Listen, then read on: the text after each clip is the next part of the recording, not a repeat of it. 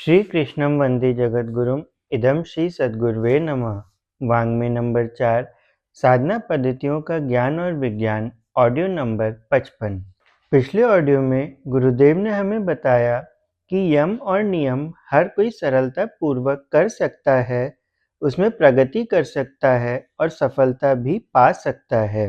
गुरुदेव ने बताया कि अहिंसा, सत्य, अस्तेय, ब्रह्मचर्य और अपरिग्रह यह 5 यम हैं। अहिंसा के विषय में गुरुदेव ने कहा कि अहिंसक को बैर भाव छोड़ना होता है, क्रोध पर काबू करना होता है, निजी हानि लाभ की अपेक्षा कुछ ऊंचा उठना पड़ता है, उदार, निष्पक्ष और न्यायमूर्ति बनना पड़ता है।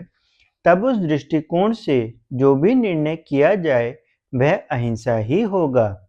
इसी प्रकार सत्य के संदर्भ में गुरुदेव ने समझाया कि पवित्र उद्देश्य के साथ निस्वार्थ भाव से परोपकार के लिए बोला हुआ असत्य भी सत्य है और बुरी नियत से स्वार्थ के वशीभूत होकर पर पीड़ा के लिए बोला गया सत्य भी असत्य है।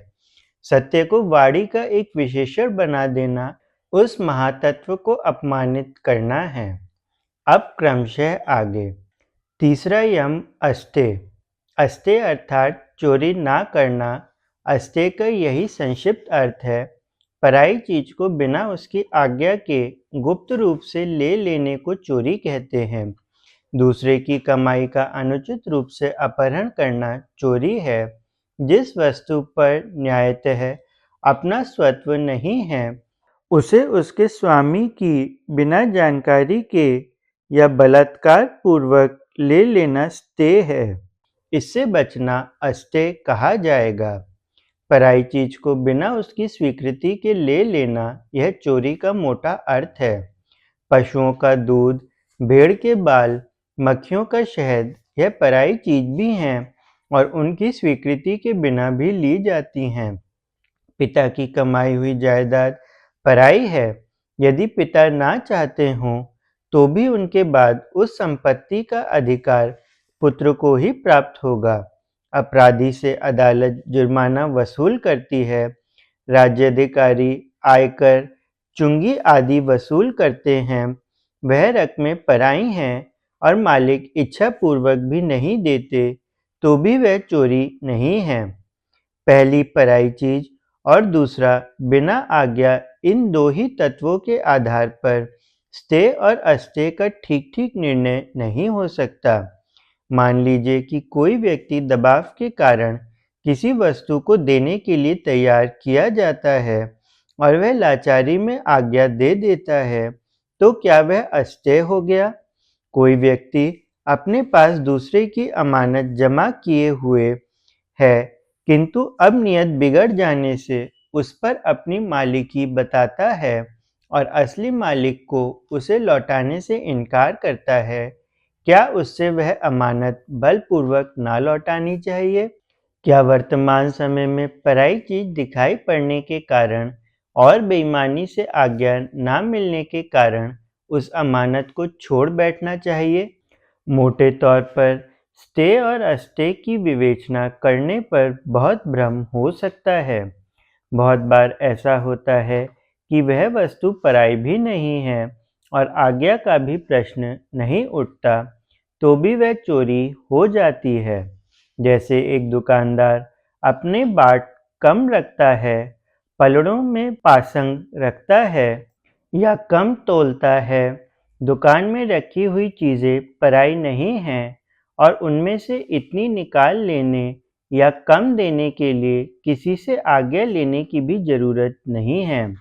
सेर भर के स्थान पर उसने 15 छटाक चीज दी। वह एक छटाक जो बचाया गया है, शाब्दिक परिभाषा के अनुसार वह चोरी में शुमार नहीं होता, तो भी वास्तव में वह चोरी ही है। दर्जी लोग सिलाई में कपड़ा बचाते हैं। धोबी कपड़ों को कई दिन घसीट कर पहनते हैं। चक्की वाले आटा बचाते हैं। नौकर 8 पैसे की चीज मांगने पर 7 पैसे की लाकर देते हैं।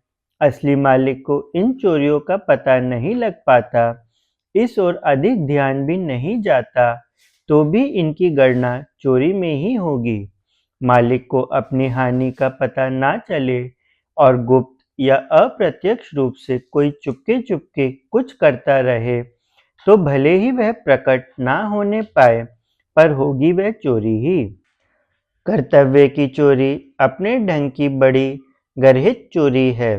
मजदूरी तय करके जितना समय या जैसा काम करने का ठहराव किया गया है, उसमें कमी करना, आलस्य करना, जी चुराना, बेगार भुगतना आजकल मामूली बात हो गई है, पर यह ठीक वैसी ही चोरी है जैसे किसी का ताला तोड़कर माल असबाब ले जाना।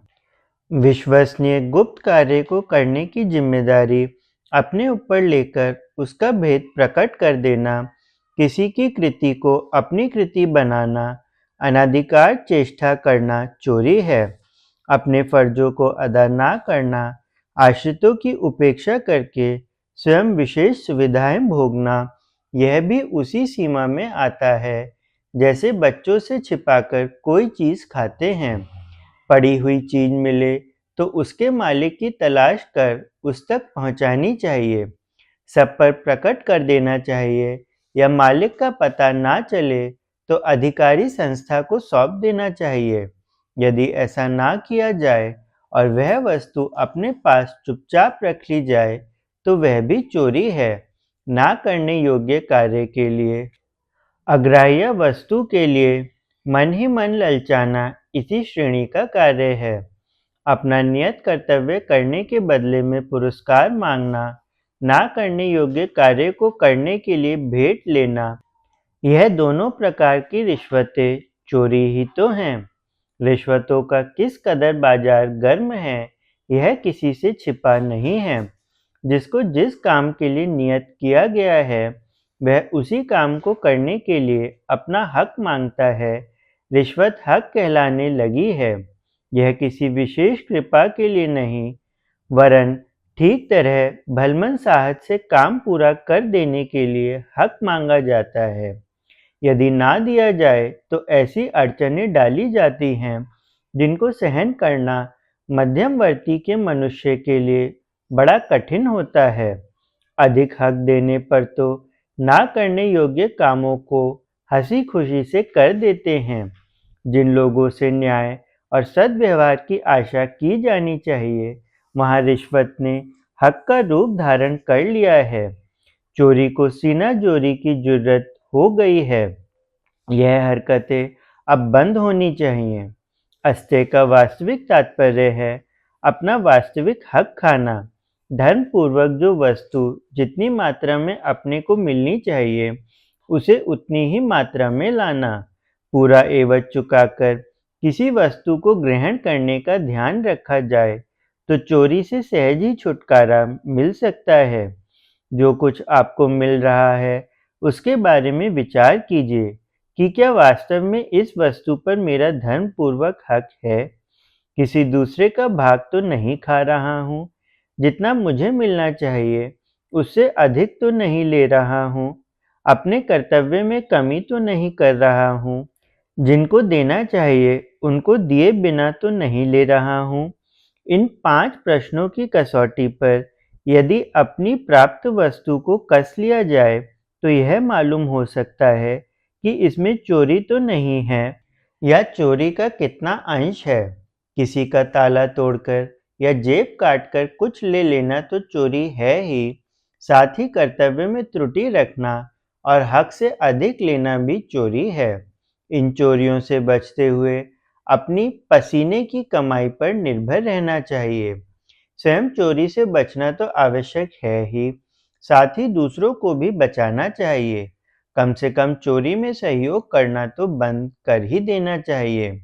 रिश्वत देकर यदि कोई काम बनता हो, लाभ होता हो और ना देने से हानि हो, तो उस हानि को ही सहन करना चाहिए। क्योंकि पशु हत्या में जैसे काटने वाले, बेचने वाले, खाने वाले, पकाने वाले सबको पाप लगता है, वैसे ही चोरी के काम में किसी प्रकार मदद करने या चोर की हिम्मत बढ़ने देने से अपने को भी पाप का भागी होना पड़ता है। यदि अपना या किसी दूसरे का हक कोई दुष्ट दुरात्मा बलात्कार पूर्वक अपहरण करता हो तो उसके विरुद्ध संघर्ष करना चाहिए ताकि विश्व परिवार में से चोरी और अनीति की थोड़ी बहुत मात्रा कम हो। स्वयं चोरी ना करना और ना दूसरों को करने देना, यह एक ही अस्तेय धर्म के दो अंग हैं। योग मार्ग के साधक को दोनों ओर उसी प्रकार ध्यान रखना चाहिए जैसे साइकिल चलाने वाला दोनों पैरों को समान रूप से घुमाता है। चौथा यम ब्रह्मचर्य। ब्रह्मचर्य के संदर्भ में गुरुदेव बताते हैं कि आमतौर से ब्रह्मचर्य का अर्थ वीर्यपात ना करना समझा जाता है। जो व्यक्ति स्त्री संपर्क से बचते हैं उन्हें ब्रह्मचारी कहा जाता है। यह आधा अर्थ हुआ, आधा अभी शेष है। ब्रह्मा का अर्थ है परमात्मा में आचरण करना, जीवन लक्ष्य में तन्मय हो जाना, सत्य की शोध में सब ओर चित हटाकर जुट पड़ना ब्रह्मा का ही आचरण है। इसके साधनों में वीर्यपात ना करना भी एक है। महात्मा गांधी ने इस संबंध में बहुत ही उत्तम कहा है। ब्रह्मचर्य का मूल अर्थ सब याद रखें। ब्रह्मचर्य अर्थात ब्रह्मा की सत्य की शोध में चर्या अर्थात तत्संबंधी आचार।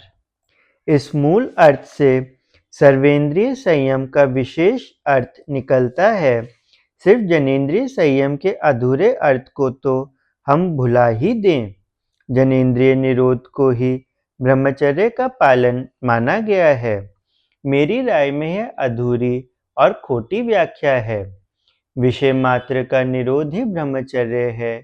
जो और इंद्रियों को जहाँ तहाँ भटकने देकर केवल एक ही इंद्रिय को रोकने का प्रयत्न करता है, वह निष्फल प्रयत्न करता है। कान से विकार की बातें सुनना, आँख से विकार उत्पन्न करने वाली वस्तु देखना, जीभ से विकारोत्तेजक वस्तु चखना, हाथ से विकारों को भड़काने वाली चीज को छूना और साथ ही जनेंद्रिय को रोकने का प्रयत्न करना, यह तो आग में हाथ डालकर जलने से बचने का प्रयत्न करने के समान हुआ।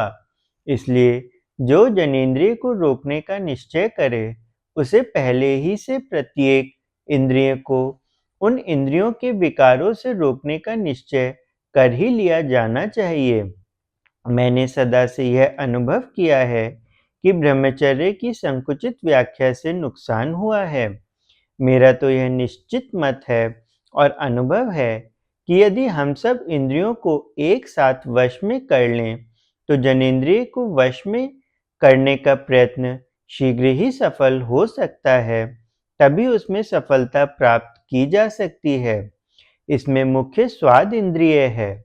मेरा अपना अनुभव तो यह है कि यदि अस्वाद व्रत का भली भांति पालन किया जाए, तो जनेंद्रिय का संयम बिल्कुल आसान हो जाए। स्वाद की दृष्टि से किसी वस्तु को ना खाकर आवश्यकता के विचार से लेना अस्वाद है। ब्रह्मचर्य का पालन मन, वचन और काया से होना चाहिए।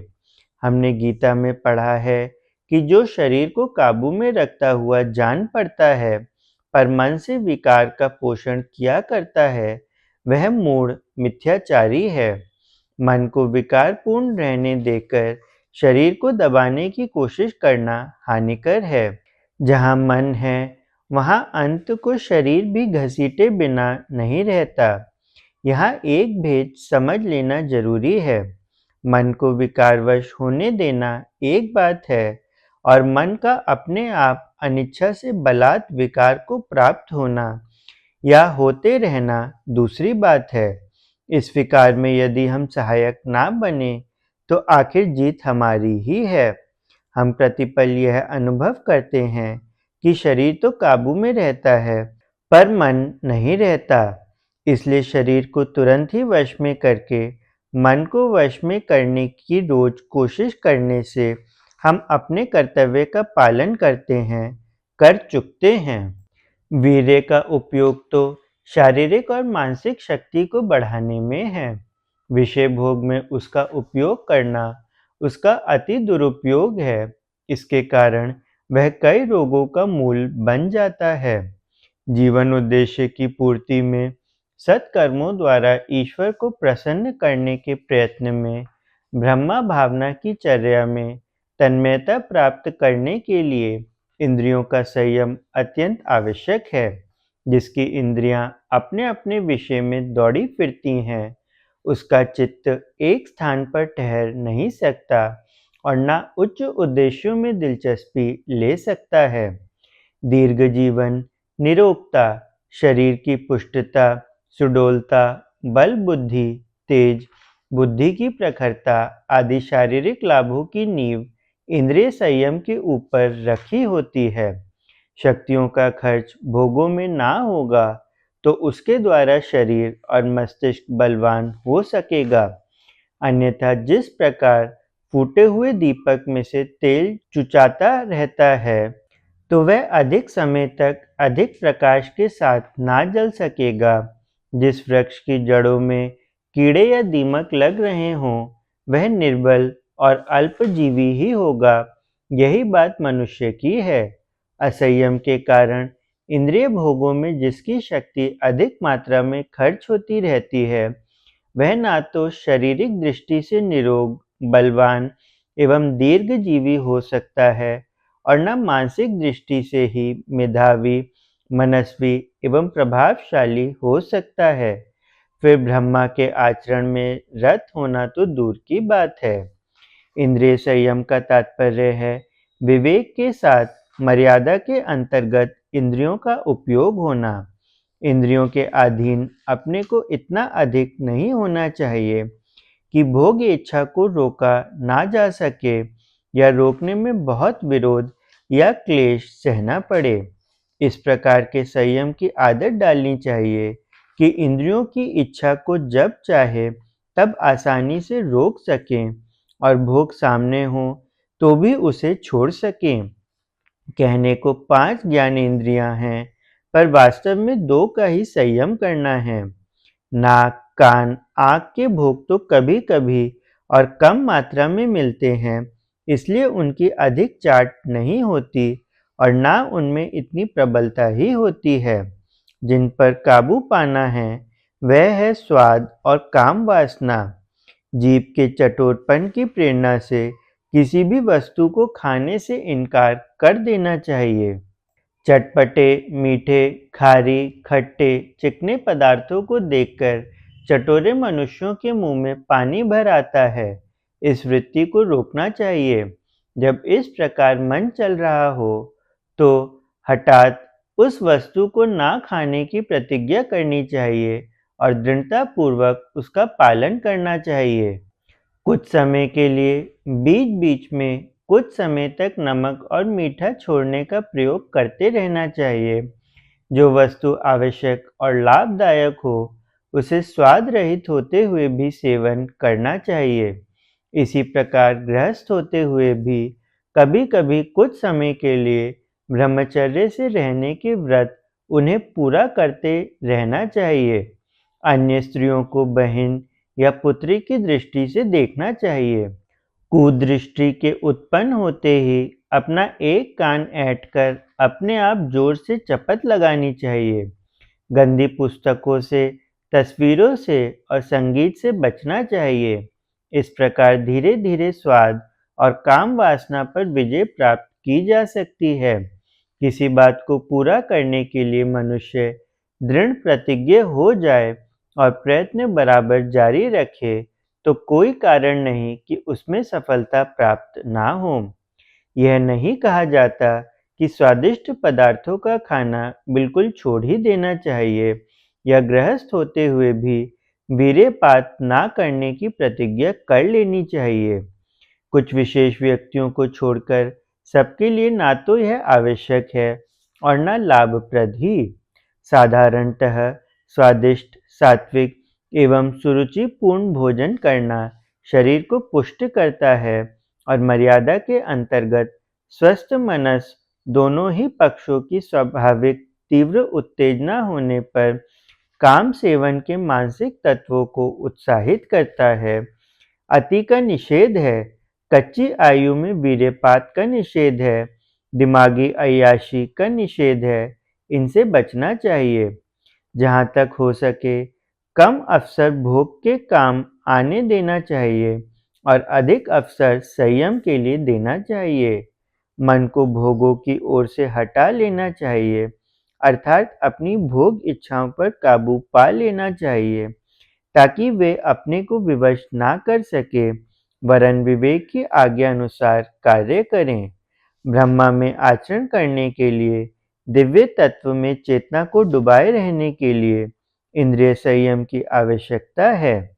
इसलिए वीर्यपात में संयम रखने को ब्रह्मचर्य कहा गया है। अन्य इंद्रियों का संयम भी इसी का एक भाग है। पांचवा यम अपरिग्रह। अपरिग्रह के संबंध में महात्मा गांधी लिखते हैं, अपरिग्रह का संबंध अस्तेय से है। जो चीज मूल में चोरी की नहीं है पर अनावश्यक है, उसका संग्रह करने से वह चोरी की चीज के समान हो जाती है। परिग्रह का मतलब संचय या इकट्ठा करना है। यदि हम परमात्मा पर विश्वास रखें तो जानेंगे कि वह हमें हमारी जरूरत की चीजें रोज रोज देता है और देगा। प्रतिदिन की आवश्यकता के अनुसार ही प्रतिदिन पैदा करने के ईश्वरीय नियम को हम जानते नहीं अथवा जानते हुए भी पालते नहीं। इससे जगत में विषमता और तज्जन्य दुखों का अनुभव करते हैं। धनवान के घर उसके लिए अनावश्यक अनेक चीज भरी रहती हैं, मारी मारी फिरती हैं, बिगड़ जाती हैं, जबकि उन्हीं चीजों से अभाव में करोड़ों दर दर भटकते हैं, भूखों मरते हैं और जाड़े में ठिठुरते हैं। यदि सब अपनी आवश्यकता अनुसार ही संग्रह करें तो किसी को तंगी ना हो और सब संतोष से रहें।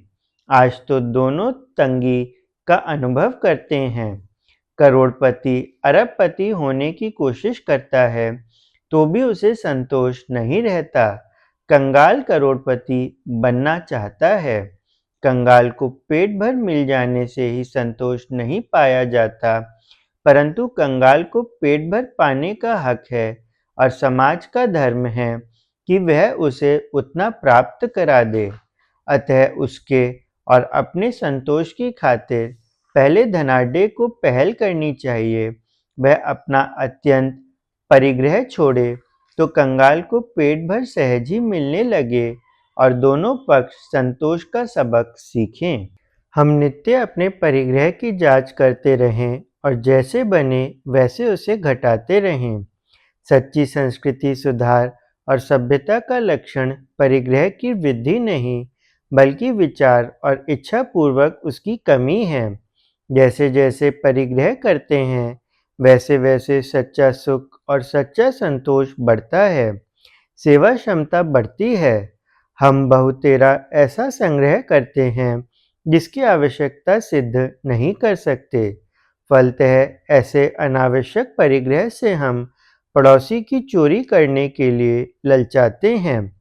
पर अभ्यास द्वारा आदमी अपनी आवश्यकताओं को कम कर सकता है और जैसे जैसे कम करता जाता है वैसे वैसे वह सुखी और सब तरह आरोग्यवान बनता है। यहाँ यह याद रहे कि वस्तु की भांति ही विचार का भी परिग्रह ना होना चाहिए। जो मनुष्य अपने दिमाग में निरर्थक ज्ञान ठूस रखता है वह परिग्रही है। जो विचार हमें ईश्वर से विमुख रखते हैं या ईश्वर की ओर नहीं ले जाते, वे सब परिग्रह में शुमार हैं, इसलिए त्याज्य हैं। आज जो बहुतेरा ज्ञान के नाम से संग्रह करते हैं वह अज्ञान ही है और इसलिए उससे लाभ के बदले हानि होती है। दिमाग फिर जाता है और अंत में खाली हो जाता है। असंतोष बढ़ता है और अनर्थों की वृद्धि होती है। इससे कोई उद्यमहीनता का अर्थ ना निकाले। हमारा प्रत्येक क्षण प्रवृत्ति होना चाहिए, परंतु वह प्रवृत्ति सात्विक हो, सत्य की ओर ले जाने वाली हो। जिसने सेवा धर्म को स्वीकार किया है वह एक क्षण भी कर्महीन नहीं रह सकता। मिट्टी का एक ऊंचा चबूतरा बनाना चाहें तो दूसरे स्थानों पर उतना ही नीचा गड्ढा हो जाएगा। ईश्वर ने इस सृष्टि में इतनी वस्तु उपस्थित की है कि सब लोग अपनी आवश्यकता भर लें और साधारणतः सुविधापूर्वक जीवन बिताते चलें। परंतु यदि कोई व्यक्ति अपनी आवश्यकताओं से अधिक वस्तुएं इकट्ठी करता है, तो स्पष्ट है कि दूसरों को उसका अभाव सहन करना पड़ेगा।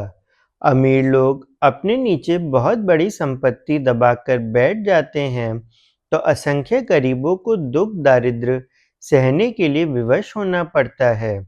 साधारणतः देखने में परिग्रह कुछ बुरी बात नहीं मालूम पड़ती, क्योंकि अपनी चतुरता के द्वारा ही तो वह धन कमाया गया है, और अपनी कमाई रखने में क्या दोष है।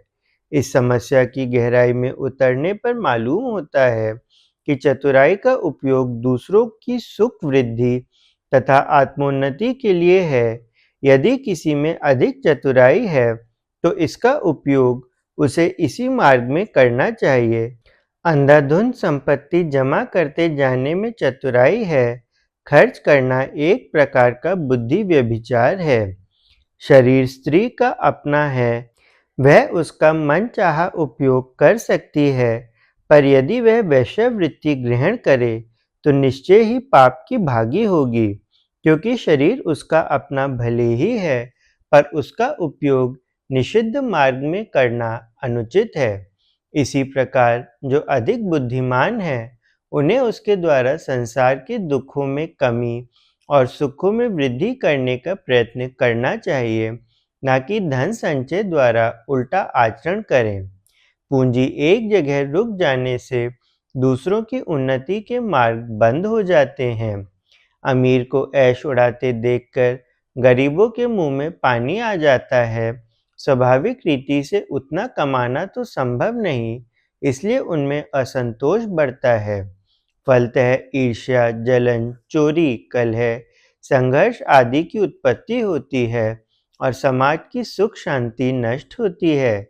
गरीब को अभाव के दुखों का दुख, अमीर को चोर और शत्रुओं का भय, चैन दोनों में से एक को भी नहीं मिलता। गरीब भूख के मारे पाप करने को तैयार होता है, अमीर पैसे की इफरात से इतरा कर अनीति बरतता है। इन सारी गड़बड़ियों का पता परिग्रह है।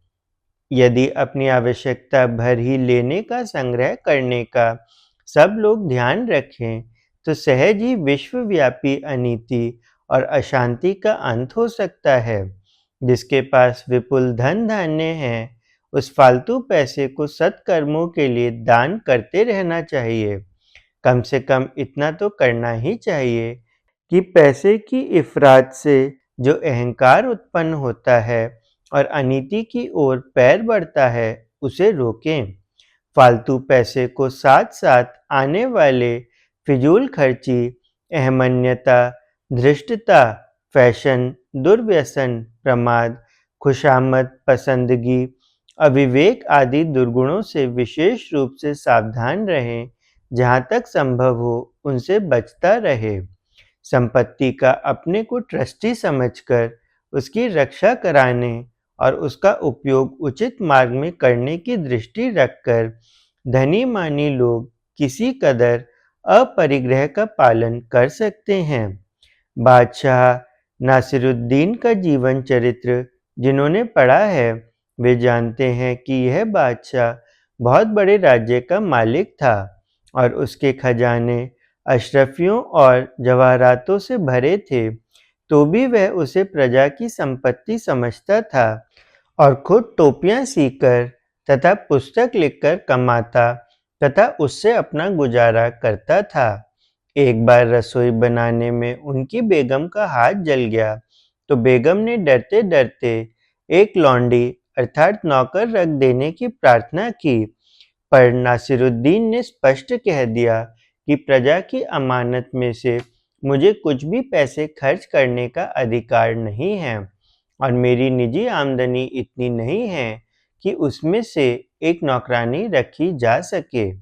इस आदर्श को निभाते हुए अमीर लोग अपरिग्रह का पालन भी कर सकते हैं और संपत्ति को सुरक्षित भी रख सकते हैं।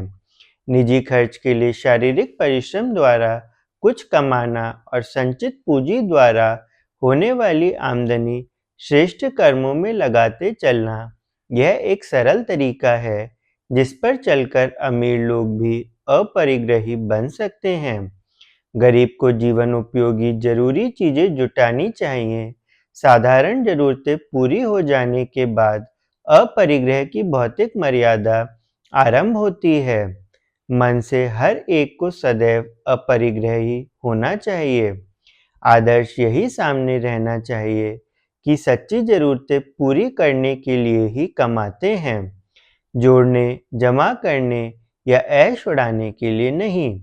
यदि गरीब आदमी लखपति बनने के मंसूबे बांधता है, तो वह परिग्रही है। धन वैभव के बारे में यही आदर्श निश्चित किया होना चाहिए कि सच्ची जरूरतों की पूर्ति के लिए कमाएंगे, उतनी ही इच्छा करेंगे, उससे अधिक संग्रह ना करेंगे। धन को जीवन का उद्देश्य नहीं, वरन एक साधन बनाना चाहिए। आत्मोन्नति और परमार्थ के जीवन उद्देश्य तो यही हैं। जीवन धारण करने योग्य पैसा कमाने के अतिरिक्त शेष समय इन्हीं कार्यों में लगाना चाहिए। पैसे की आज जो सर्वभक्षी तृष्णा हर एक के मन में दावानल की तरह धधक रही है, यह सर्वथा त्याज्य है। सादगी और गरीबी में सच्चा आनंद है। मनुष्य उतना ही सच्चा आनंद प्राप्त कर सकता है जितना अपरिग्रही होगा। परिग्रही के सिर पर तो अशांति और अनीति ही सवार रहती है। इसी मर्म को समझाते हुए योग शास्त्र के आचार्यों ने अध्यात्म पथ के पथिक को अपरिग्रही बनाने का कठोर आदेश किया है। सभी को प्रणाम। 21वीं सदी उज्जवल भविष्य। भारत माता की जय। वंदे मातरम। सभी को प्रणाम। वांग्मय अर्थात साहित्य, शब्द, विचार और भावना का दिव्य संग्रह। युग ऋषि गुरुदेव श्री राम शर्मा आचार्य की इस धरोहर को ऑडियो के रूप में सुनने के लिए चैनल को लाइक करें, सब्सक्राइब करें, गुरुवाणी को जन जन तक पहुँचाएं। हृदय से धन्यवाद।